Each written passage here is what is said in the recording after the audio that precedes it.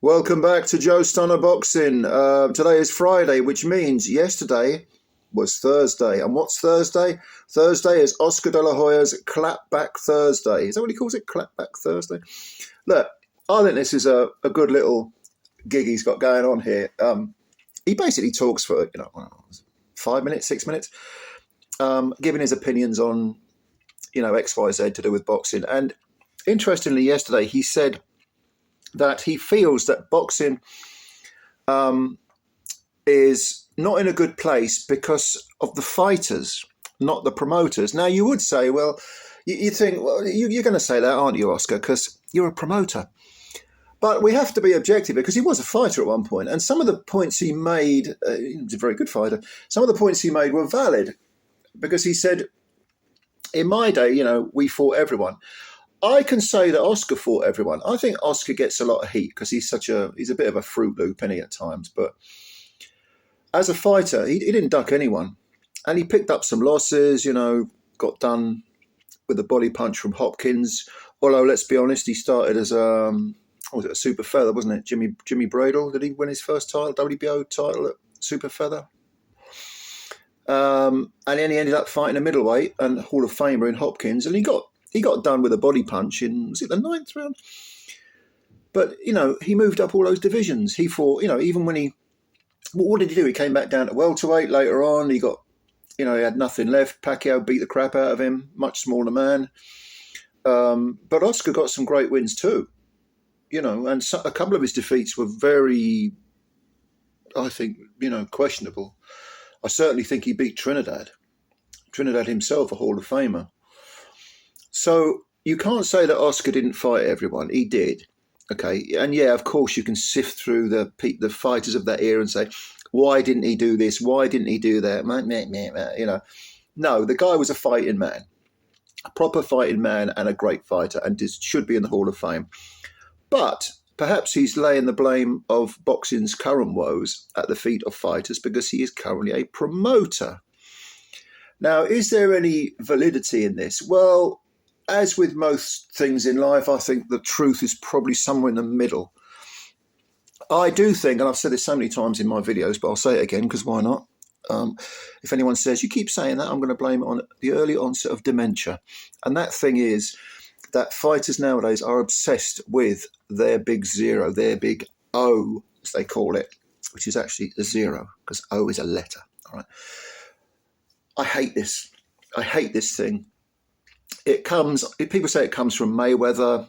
Yes, a lot of it does, I suppose. Although to go your whole career undefeated is an achievement most of the time. But I always say to people, Sven Otka retired undefeated. Does he belong in the Hall of Fame? Terry Marsh retired undefeated.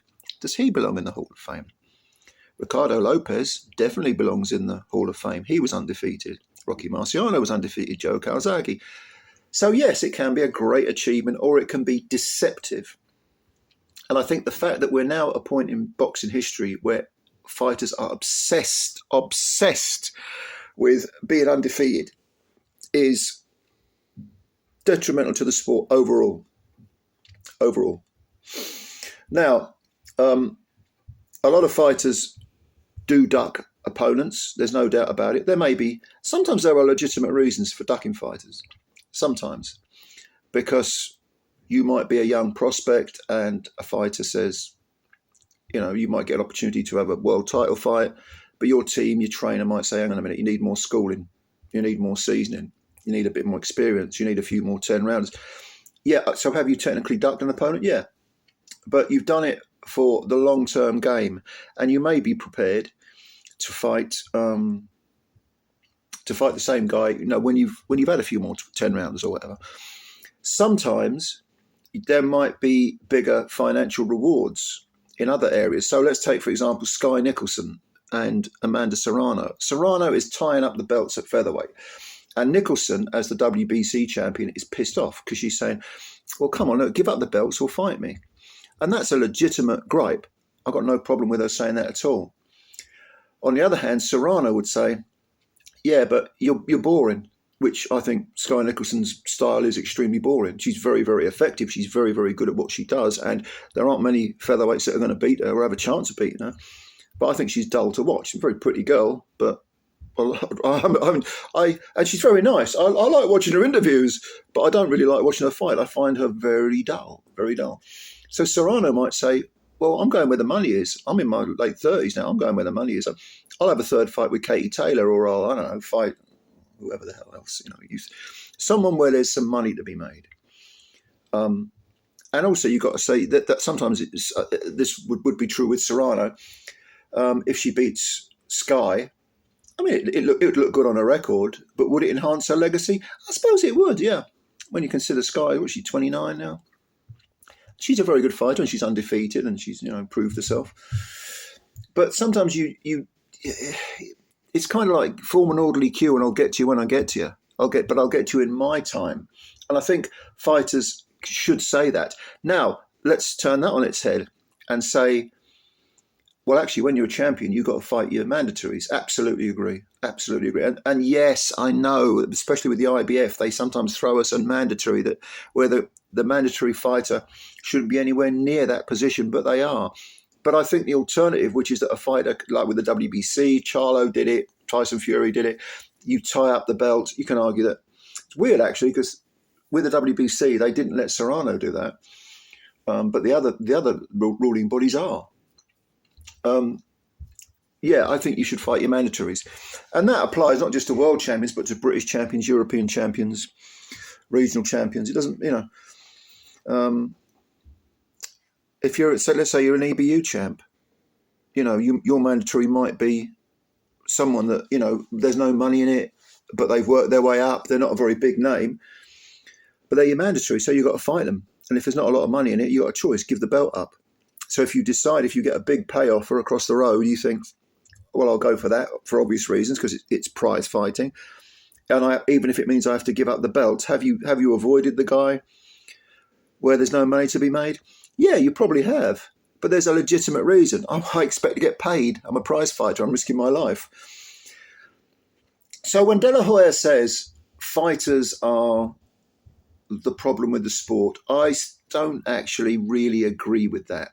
I think he's being a little bit harsh, and probably he has got his promoter's hat on. He did make the valid point that when he was fighting, if he said he wanted to fight someone and someone else, one of his team said, I think you should fight so-and-so, he'd be like, no, we're fighting who I want to fight, because he was the governor. And I think that's I think that's probably true 9 times out of 10. You could argue, well, what's the point of having a trainer? What's the point of having a team if you don't listen to them? Yeah, again, another valid argument.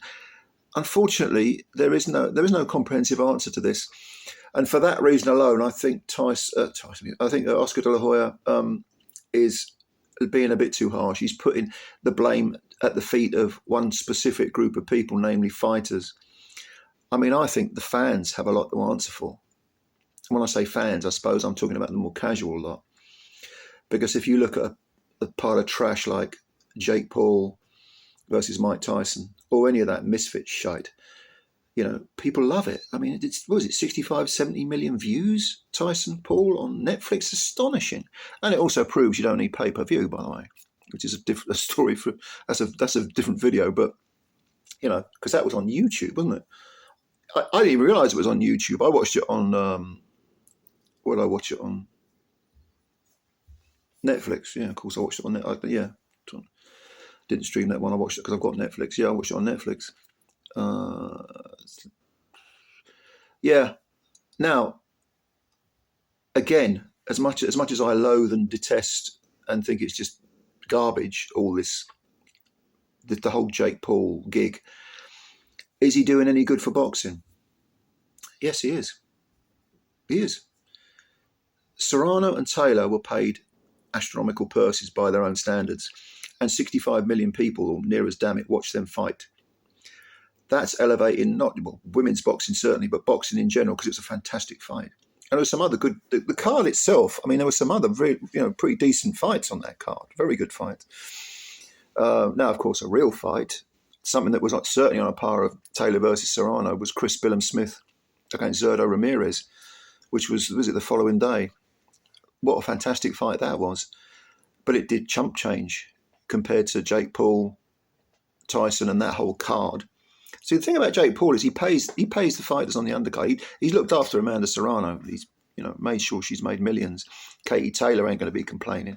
The undercard fighters on his MVP promotions, they're not going to be complaining. So he does some good as well.